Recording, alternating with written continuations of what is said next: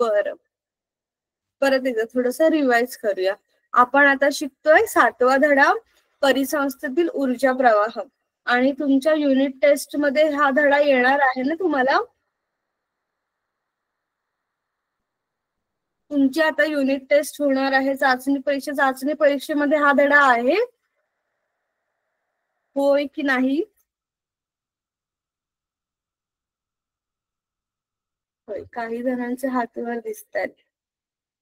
Okay, तर हा धडा आपण शिकत होतो, ज्याच्यामध्ये आपण अन्न साखळी बघितली, त्यानंतर हा ऊर्जेचा प्रवाह बघितला, पोषण पातळी बघितली, त्यानंतर जलीय मनोरा सुद्धा बघितला, आणि आता आपण बघत होतो जैव रासायनिक चक्र, बायो जिओकेमिकल सायकल, की त्याच्यामध्ये पूर्ण जे केमिकल्स आहेत, जे वायू आहेत, ते कशा प्रकारे आपल्या पूर्ण वातावरणामध्ये फिरत असतात ते आपण शिकत होतो. त्यात आपण 2 चक्र बघितले होते, वायुचक्र आणि अवसादन म्हणजे भूचक्र. मग वायुचक्र हे आपल्याला आपल्या पृथ्वीच्या वातावरणामध्ये आढळते, त्याच्यामध्ये नायट्रोजन, ऑक्सिजन, कार्बन डायऑक्साईड असे अनेक वायू असतात. त्यातलं आपल्यासाठी गरजेचं असणारं ऑक्सिजन, झाडांसाठी गरजेचं असणारं कार्बन डायऑक्साईड, नायट्रोजन, हे असे अनेक वायू आपल्या वातावरणामध्ये असतात. त्यानंतर अवसादन किंवा भूचक्रामध्ये आपल्याला जमिनीखाली आढळणारे वेगवेगळे पोषक द्रव्य किंवा मेटल्स म्हणजेच धातू, अधातू असे वेगवेगळे पदार्थ आपल्याला जमिनीमध्ये आढळतात. तर आता आपण बघणार होतो कार्बन सायकल किंवा कार्बन चक्र, हे कसं होतं ते बघूया. मी तुम्हाला याच्यासाठी पीपीटी शेअर करते. धडा कोणता आणि पेज नंबर कोणतं चाललंय आपलं कळालं तुम्हाला?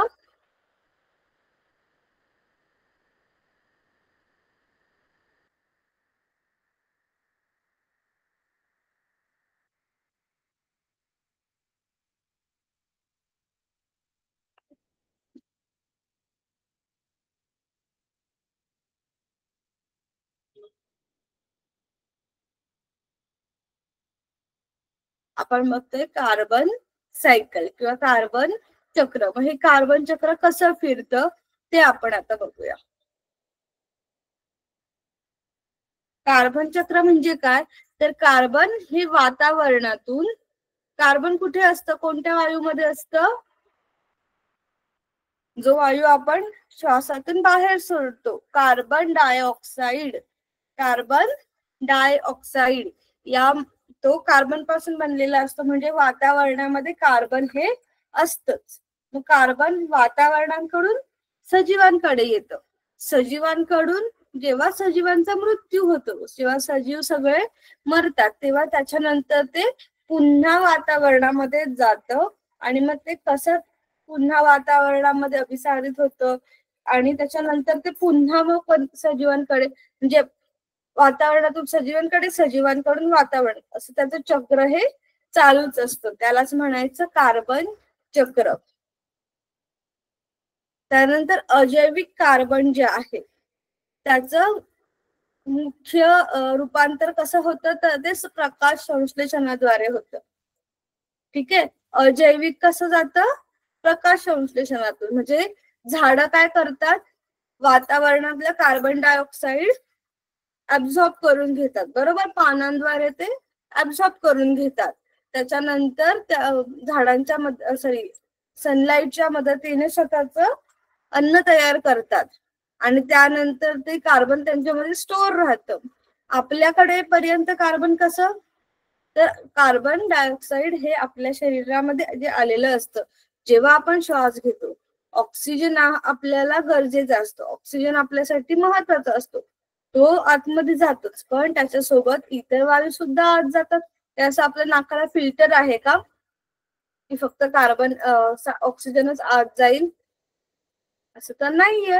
आपण नॉर्मली सगळी हवा आत घेतोय, मग ती आत गेल्यानंतर त्यातलं कार्बन डायऑक्साईड जे आपल्याला नको असतं ते पुन्हा शरीराच्या बाहेर टाकलं जातं.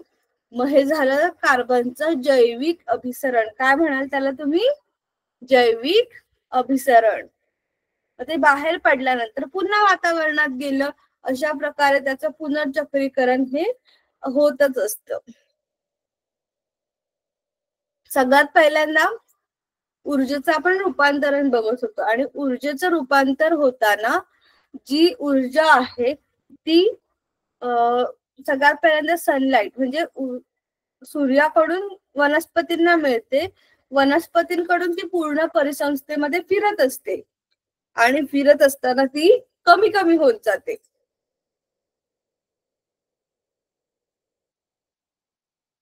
आपण मागच्या लेक्चर मध्ये हे बघितलं होतं की जर झाडांना 1,00,000 ऊर्जा मिळत असेल तर ते पुढच्या प्राण्याला फक्त 10,000 वगैरेच देऊ शकतात. तर बाकीची ऊर्जा त्यांच्यामध्ये स्टोर राहते. त्याचं एक्झाम्पल कसं सांगूया तुम्हाला. समजा तुम्ही कधी तो कान गोष्टी गेम खेळलाय का, की एक गोष्ट एकाने कुठलीही एक गोष्ट एकाने दुसऱ्याला सांगायची, मग दुसरा पुढचा सांगत जातो, त्यानंतर दुसरा तिसऱ्याला, तिसरा चौथ्याला, चौथा पाचव्याला, आणि शेवटपर्यंत जेव्हा ती गोष्ट पोहोचते त्यावेळेला ते काहीतरी वेगळीच झालेली असते. मेन गोष्ट कमी कमी होत गेलेली असते. तसंच हे पण असतं की पहिल्यापर्यंत तर सगळं पोचतंय, पण ज्या वेळेला तो दुसऱ्याला, दुसरा तिसऱ्याला, तिसरा चौथ्याला देतोय त्यावेळेला ते कमी कमी होत जातं. मग सगळ्यात जास्त कुणाला मिळतं, जी ऊर्जा आहे सूर्याची ती मिळते वनस्पतींना, झाडांना. मग ते प्रकाश करतात.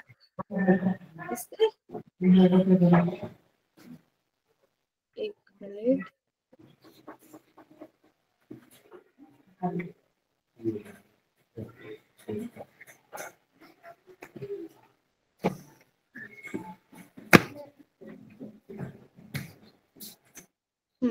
ही सूर्य आहे.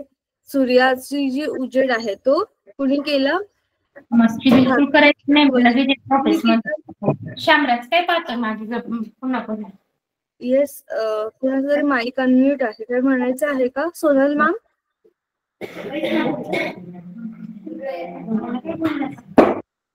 ओके. तर ही जी सनलाइट आहे, सूर्याची ऊर्जा आहे, ती ह्या झाडांना मिळणार आहे आणि झाडांना मिळाल्यानंतर त्याचं काय, झाड काय करणार आहे, त्याचं प्रकाश संश्लेषण करणार आहेत. ते त्याचा वापर स्वतःच्या अन्न बनवण्यासाठी करणार आहेत. मग त्याचं रूपांतर कशात करणार, कर्बोदकांमध्ये. कशात करणार, कार्बोहायड्रेट्स किंवा कर्बोदकांमध्ये करतात.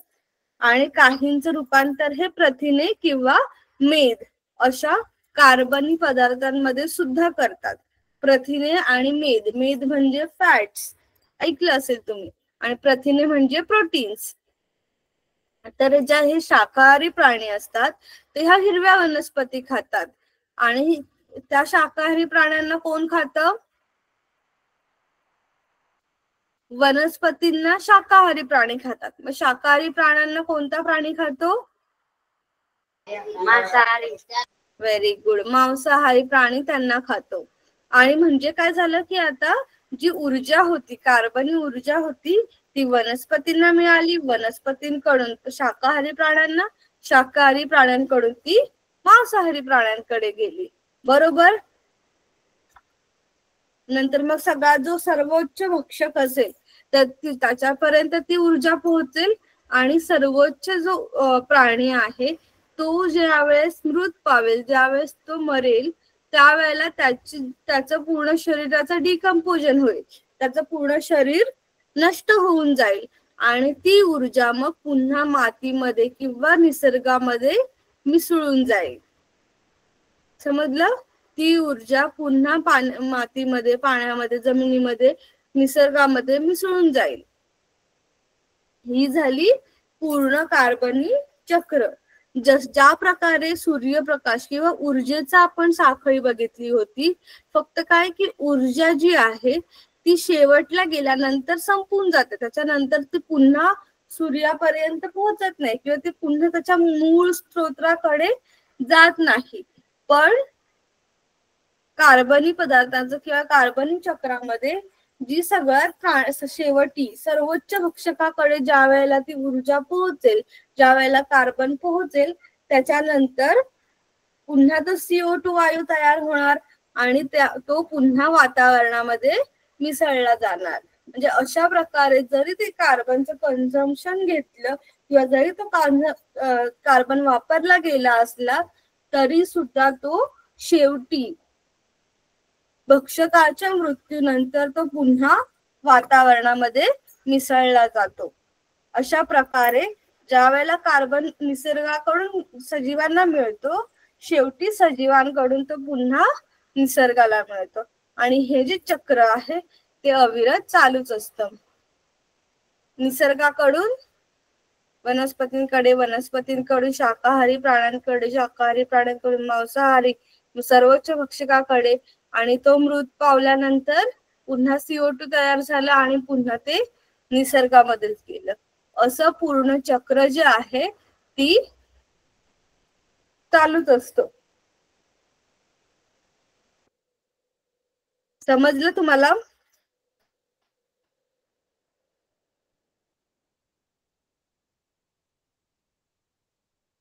ओके.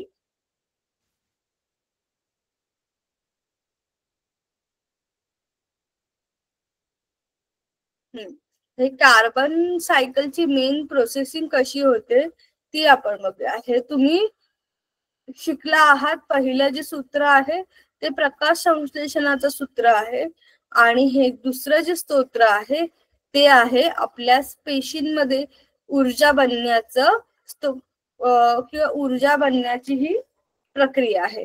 पहिल्यांदा काय असतं, कार्बन डायऑक्साईड असतं.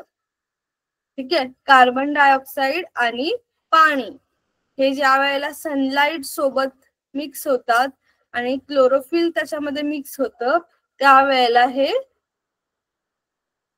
प्रकाश संश्लेषणाची क्रिया पूर्ण होते. C6H12O6 आणि ऑक्सिजन रिलीज करतात झाडं. ओके, आणि पाणी रिलीज करतात म्हणजे बाष्पाची निर्मिती करतात.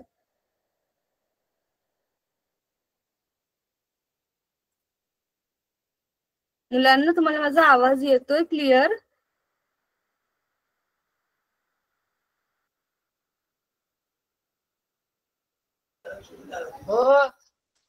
ओके, म्हणजे काय झालंय, कार्बन डायऑक्साईड घेतलं, त्यानंतर पाणी घेतलं. झाडांना पाणी गरजेचं असतं. त्यानंतर सनलाईट मिळाली क्लोरोफिल मध्ये, त्याच्यानंतर तयार झालं कार्बोहायड्रेट. काय तयार झालं? कार्बोहायड्रेट, कर्बोदके तयार झाली. मग हे कर्बोदकांसोबत पाणी आणि ऑक्सिजन पण तयार होतं, जे ऑक्सिजन झाडांकडून आपल्याला मिळतं. आणि मग ज्या वेळेला आपण ह्या भाज्या खातो तेव्हा त्या भाज्यांमधले कर्बोदक आपल्याला मिळतं. आपल्या शरीरात असणाऱ्या ऑक्सिजन सोबत त्याची मायटोकॉन्ड्रियामध्ये रिॲक्शन होते आणि जो मायटोकॉन्ड्रिया म्हणजेच काय म्हणता तुम्ही त्याला,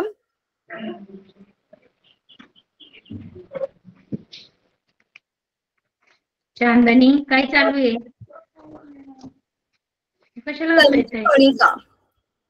गेल्या वर्षी तुम्ही तंतुकणिका शिकलात, तर तंतुकणिकेमध्ये हे कर्बोदके आणि ऑक्सिजन यांचं मिक्स होतं, त्यांची रिॲक्शन होतं, त्यांची प्रक्रिया होते आणि त्यातून कार्बन डायऑक्साईड पुन्हा रिलीज होतं. कार्बन डायऑक्साईड पुन्हा बाहेर पडतं आणि त्यानंतर बनलेली बाष्प आपल्या शरीरातून घामाद्वारे बाहेर पडतं किंवा पाणी आपल्या शरीरामध्ये रिटेन्शन होतं आणि तयार होते एनर्जी, ATP एनर्जी तयार होते. तर ह्या दोन प्रोसेस आहेत कसल्या, कार्बन सायकलच्या, की कार्बन पहिल्यांदा वनस्पतींमध्ये येतं, मग वनस्पतींकडून ते प्राण्यांकडे कसं येतं आणि प्राण्यांमधून मग ते ज्या वेळेला प्राणी मृत पावतात त्यावेळेला ते पुन्हा निसर्गामध्ये रिलीज होतं.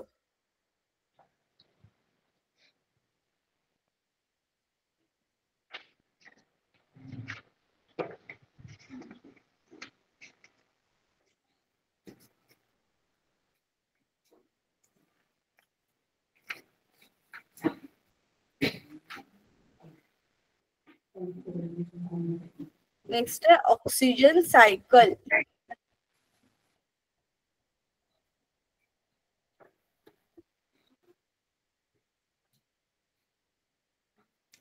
ठीक आहे.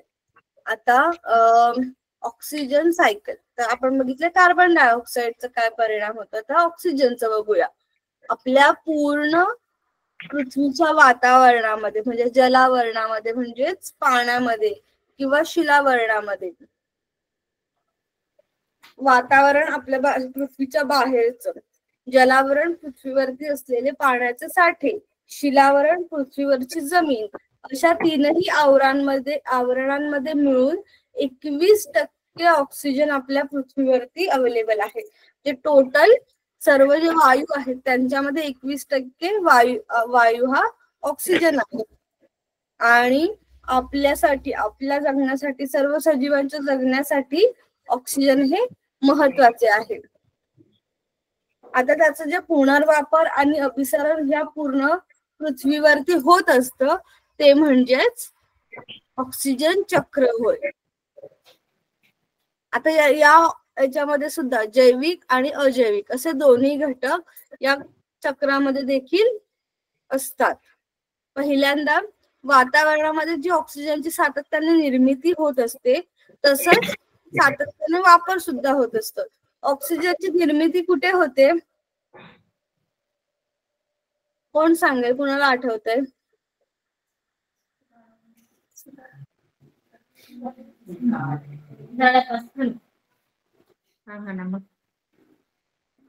ऑक्सिजनची निर्मिती कुठे होते?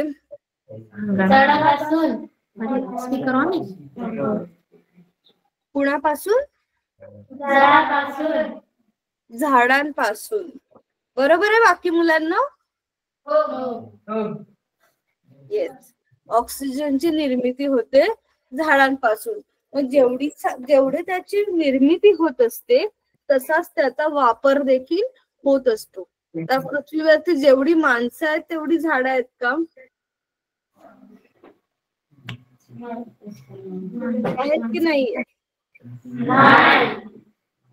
नाही. कशावरून? मायटोकॉन्ड्रिया.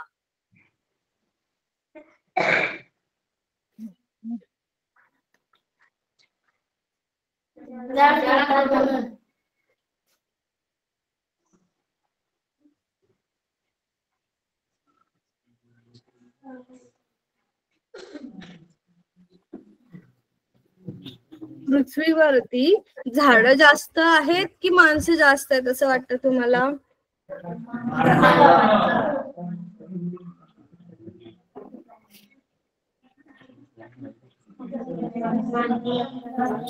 सोनल मॅमच्या मुलांना वाटतं की माणसं जास्त आहेत. बाकी आश्रमशाळा, बानेर, दापूर, शहाणा, शहादा,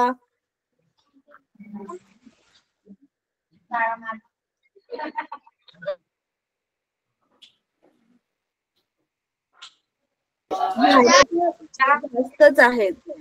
झाडं ह्या पृथ्वीवरती माणसांपेक्षा जास्त आहेत, पण माणसं ज्या प्रकारे प्रदूषण करतायत त्या तुलनेत बघता झाडं ही कमीच आहेत.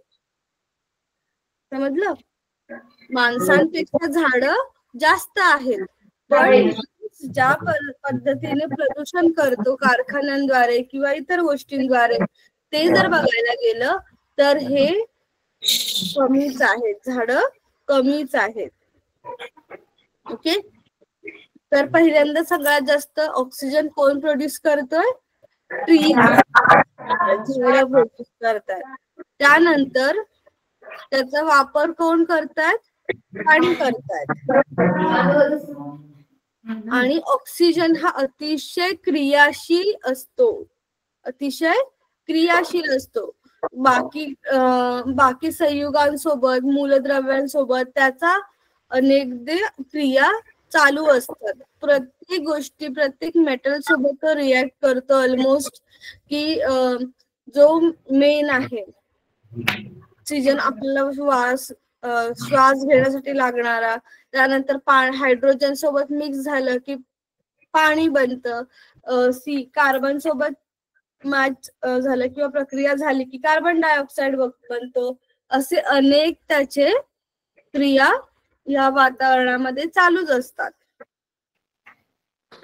त्यामुळे ऑक्सिजनचे चक्र हे अतिशय गुंतागुंतीचे असते. आता प्रकाश संश्लेषणामार्फत ऑक्सिजनची निर्मिती तर होते, पण त्यानंतर तो आपल्याला श्वसन क्रियेत वापरला जातो, ज्वलन क्रियेत वापरला जातो, विघटन क्रियेत वापरला जातो, गंजणे या क्रियेत देखील वापरला जातो. लोखंडावरती गंज पडलेली बघितली आहे ना तुम्ही? मग ती लोखंडावरती जी गंज पकडते ती कशामुळे पकडते? त्याचं रिॲक्शन होतं, बरोबर, म्हणून त्याला गंज पकडते. तर अशा अनेक क्रियांमध्ये ऑक्सिजनची वापर होत असतो. बरं, आपणच वापरतोय ऑक्सिजन असं पण नाही. आपल्याला न दिसणारं जे जग आहे माहितीये कोणतं? आपल्या आजूबाजूला आपल्याला न दिसणारं जग आहे कोणतं माहितीये तुम्हाला? तुमच्या बाजूला तुम्ही बसलाय त्या बेंचवरती, तुमच्या हातांवरती, तुमच्या कपड्यांवरती, सगळीकडे आहे. कोणतं जग आहे असं सांगाल?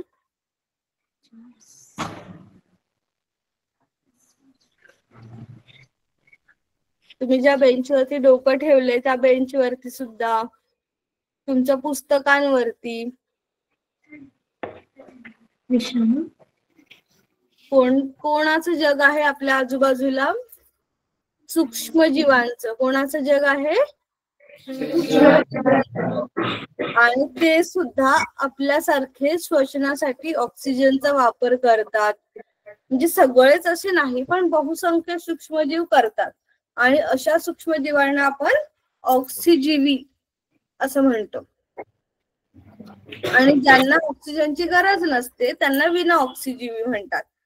मग त्यांच्यासाठी हे महत्वाचे का असतात? त्यांना पण कर्बोदके निर्माण करायची असतात, त्यांना निर्मिती करायची असते. आणि विविध रासायनिक प्रक्रियांमध्ये ऑक्सिजनचा वापर केला जातो. जो ओझोन लेअर म्हणतो ना आपण, पृथ्वीच्या वरच्या वातावरणामध्ये असलेला ओझोन लेअर, ज्याला जो विरळ होत चालल्याने UV रेज आपल्या वातावरणात शिरतात आणि आपण असं त्याचं मॉडेल आपल्या सायन्स एक्झिबिशन मध्ये विज्ञानाच्या प्रयोगांमध्ये नेहमी ठेवतो. तर हे ओझोन त्याची निर्मिती सुद्धा वातावरणातील ऑक्सिजन पासूनच बनतात. त्याची निर्मिती सुद्धा ऑक्सिजन पासूनच होते. तर हे ऑक्सिजन पूर्ण आपल्या पृथ्वीवरच्या वातावरणामध्ये सतत फिरत असतं. झाडांमध्ये बनतं, झाडांकडून प्राण्यांकडे, प्राण्यांकडून पुन्हा बाहेर वातावरणामध्ये, पुन्हा झाडं त्यांना शोषून घेतात, पुन्हा त्याच्यापासून ऑक्सिजन बनवतात. असं ऑक्सिजनचं चक्र हे आपल्या वातावरणामध्ये सतत चालूच असतं. समजलं तुम्हाला?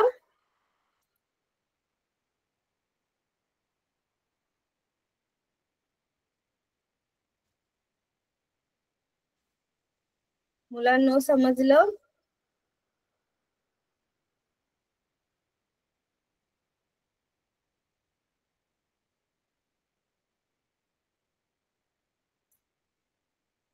बरं, तुम्हाला मी एक होमवर्क साठी प्रश्न देते.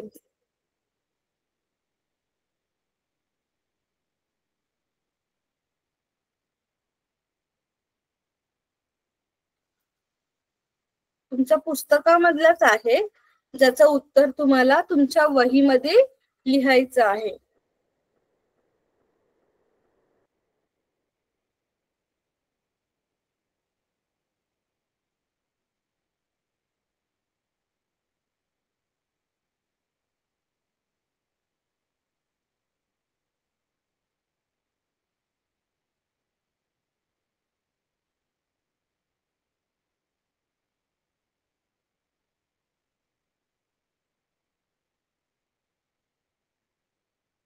हा तिसरा प्रश्न दिसतोय.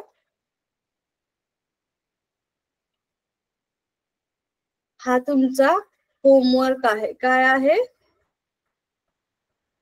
होमवर्क, गृहपाठ.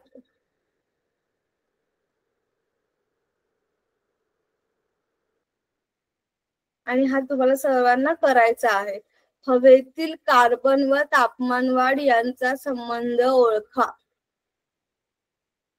तापमान वाढीमध्ये आणि हवेतील कार्बन वाढीमध्ये काय संबंध असतो? कार्बन वाढलं की तापमान का वाढतं हे आपल्याला त्याची कारण तुम्हाला लिहायची आहेत. ठीक आहे, हे तुमचं होमवर्क आहे.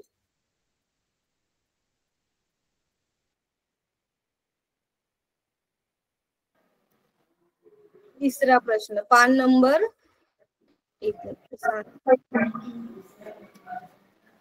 85. पान नंबर 85 वरचा हा तिसरा प्रश्न तुम्हाला सोडवायचा आहे.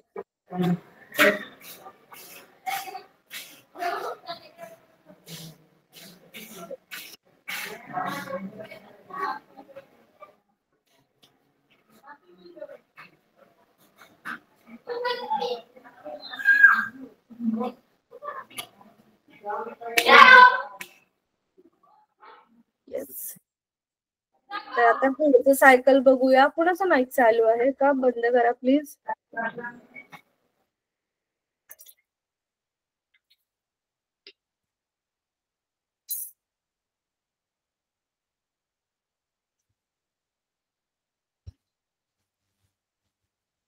शेवटचा एक सायकल राहिलाय की आपला हा लेसन कम्प्लीट होऊन जाईल. Nitrogen cycle. आपल्या वातावरणामध्ये 3 महत्वाचे वायू आढळतात: कार्बन डायऑक्साइड, ऑक्सिजन आणि नायट्रोजन. तर हे नायट्रोजन का महत्वाचं असतं?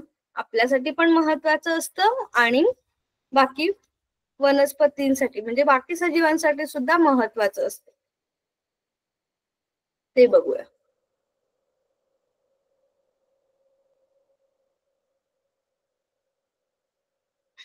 ओके.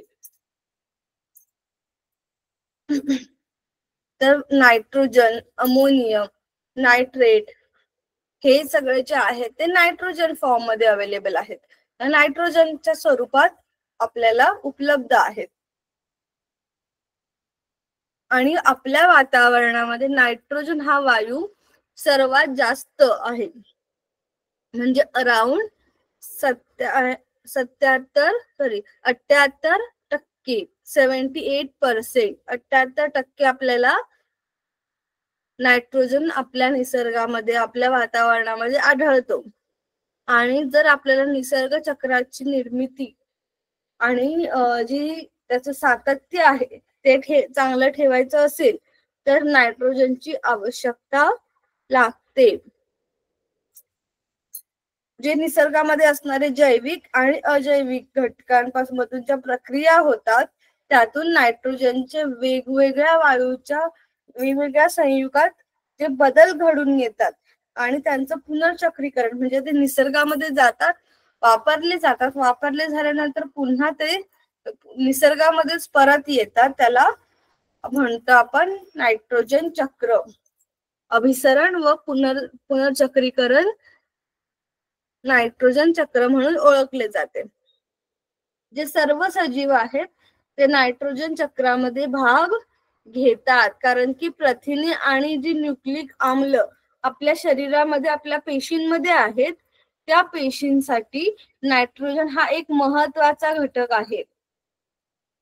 तसं आपण बघायला गेलं तर नायट्रोजन हा सगळ्यात काय म्हणूया एकटा राहणारा किंवा जास्त काम न करणारा संयुग आहे किंवा मूलद्रव्य आहे. आपल्या वर्गात एखादा मुलगा असतो ना असं की जो एकदम शांत असतो, जास्त काही बोलत नाही वगैरे, तसा हा आहे की इतर मूलद्रव्यांसोबत तो फारसा संयोग करत नाही. त्यामुळे बाकीच्यांना मुक्त स्थितीतील नायट्रोजन वापरता येत नाही. पण असतो तो सर्वात महत्वाचा. तर आपण बघूया नायट्रोजन चक्रामध्ये होणाऱ्या काही महत्वाच्या प्रक्रिया. सगळ्यात पहिल्यांदा नायट्रोजनचं स्थिरीकरण. म्हणजे त्याचं रूपांतर हे वातावरणीय, औद्योगिक, जैविक प्रक्रियांद्वारे नायट्रेट व नायट्राइट मध्ये होणे, त्याचे रूपांतर होऊन जातं औद्योगिक व जैविक प्रक्रियांमुळे नायट्रोजन टू नायट्रेट किंवा नायट्राइड बनत जातात त्यांचे. त्यानंतर अमोनियीकरण म्हणजे त्यांचं नायट्रोजनचं अमोनियम बनतं. मग ते कशामुळे बनतं, तर सजीवांचे अवशेष, मृत सजीवांचे अवशेष, त्याच्यातून उत्सर्जित पदार्थ यांचे विघटन होऊन अमोनिया मुक्त होतो. आणि अमोनिया हे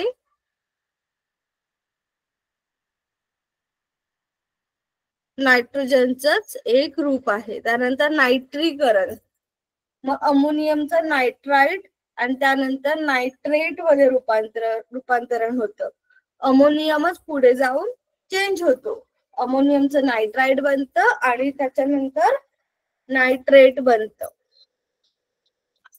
मग पुन्हा त्याचं ज्या वेळेला तो नायट्रोजन बनणार असतो त्यावेळेला त्याचं विनायट्रीकरण होतं. म्हणजे त्या नायट्रेटचं पुन्हा नायट्रोजन मध्ये रूपांतर होतं, त्याला म्हणायचं विनायट्रीकरण. ह्या 4 क्रियांमध्ये नायट्रोजन पूर्ण आपल्या सृष्टीमध्ये, पूर्ण आपल्या वातावरणामध्ये फिरत असतो.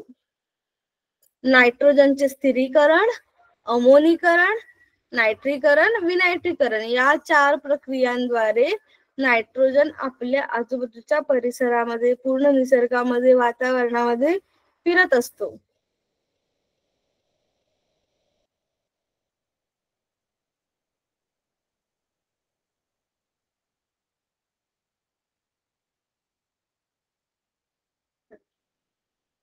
आता ह्या पूर्ण धड्यातून आपल्याला काय शिकायला मिळालं, ही जी इकोसिस्टीम आहे, आपली जी परिसंस्था आहे, त्या परिसंस्थेमध्ये असणारा हा ऊर्जेचा प्रवाह ही खूप गुंतागुंतीची, कॉम्प्लेक्स आणि एकमेकांना जोडलेली असलेली प्रक्रिया आहे. आणि ह्या नैसर्गिक परिसंस्थांचे जर आपल्याला संतुलन व्यवस्थापित करायचं असेल, संतुलन ठेवायचं असेल आणि त्याचं जतन करायचे असेल, तर त्यासाठी आपल्याला ही ऊर्जा प्रवाह समजून घेणं खूप महत्वाचं आहे. खूप महत्वाचं आहे. समजलं? हँड रेस करून सांगा. हो.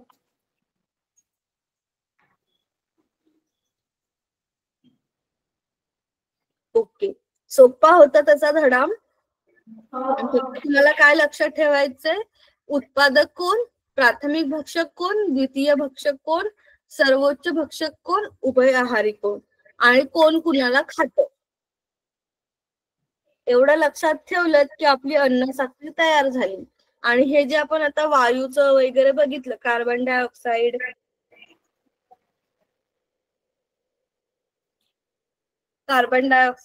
त्यानंतर नायट्रोजन, ऑक्सिजन, हे जे आता आपण बघितले, त्या वायूंचं जे रूपांतरण सारखं किंवा आपल्या निसर्गामध्ये त्यांचा जो वापर होतोय, तेवढं लक्षात ठेवलं की पूर्ण धडा तुमचं लक्षात राहील.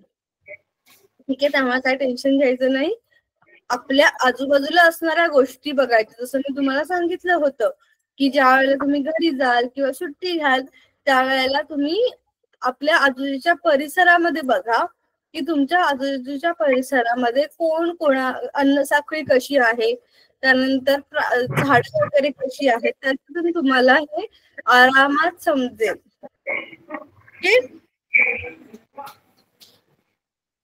आता होमवर्कची बारी. आणि हा होमवर्क मी पुढच्या लेक्चर मध्ये तुम्हाला लगेच विचारणार आहे. त्यामुळे सगळ्यांनी हा होमवर्क करायचा आहे. समजलं?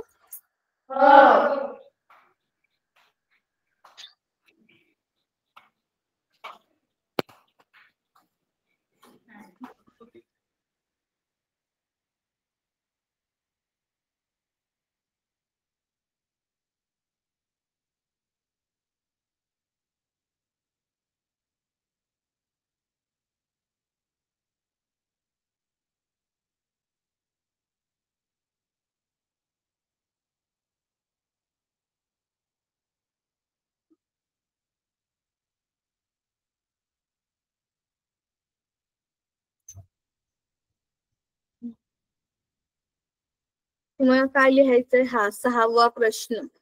अन्न साखळी व अन्न जाळे यांच्यातील अंतरसंबंध सविस्तर स्पष्ट करा. आणि प्रश्न क्रमांक 7वा. जैव भू रासायनिक चक्र व त्यांचे प्रकार सांगून महत्व स्पष्ट करा. 6वा आणि 7वा प्रश्न हा ऍज अ तुम्हाला होमवर्क म्हणून करायचा आहे. समजलं? आणि मी तुमच्यासाठी कुणालाही तुमची वही बघायला बघणार आहे म्हणजे तुम्हाला मी विचारणार, दाखव तुझी वही. कुणालाही विचारणार, कुठल्याही आश्रमशाळेच्या कुठल्याही मुलाला विचारणार. त्यामुळे हा होमवर्क सगळ्यांनी करायचा आहे. ओके. 6वा आणि 7वा प्रश्न.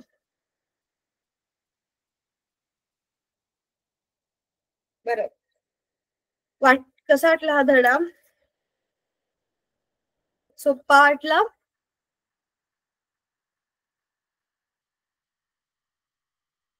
नाही?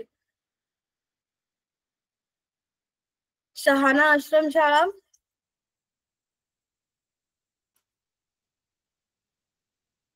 शहाणा आश्रमशाळा, मी ज्या आश्रमशाळेचं नाव घेईल त्यांनी अनम्यूट करा प्लीज.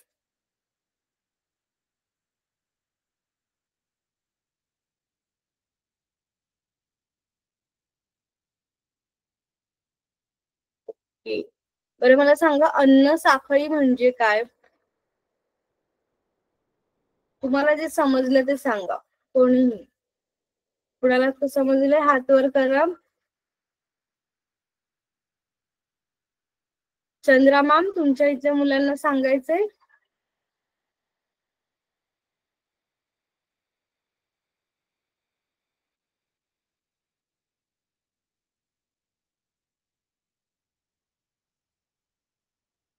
अन्न साखळी म्हणजे? अरे मुलांनो, बोला पटापट. तुम्ही बोलला नाही तर मला कसं कळणार? उत्पादक, भक्षक आणि मृतोपजीवी यांच्यामध्ये सुरू असणारे आंतरक्रियांचा जो क्रम असतो त्याला म्हणायचं अन्न साखळी. उत्पादक, त्यांना कोण खातं? भक्षक खातात. प्राथमिक, द्वितीय, तृतीय, सर्वोच्च असे जे भक्षक असतात ते एकमेकांना खातात. आणि त्यानंतर शेवटला जो विघटन करतो, मृत शरीराचं जे विघटन करतं ते मृतोपजीवी. आणि त्यांच्यामध्ये जे कनेक्शन असतात, त्यांच्या ज्या एकमेकांसोबत प्रतिक्रिया चालू असतात, प्रक्रिया चालू असतात, त्या क्रमाला म्हणायचं अन्न साखळी.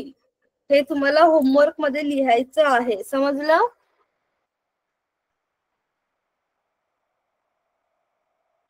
ठीक आहे, आपण आता इथे थांबूया आजसाठी आणि नेक्स्ट वीक मध्ये भेटूया. बाय मुलांनो.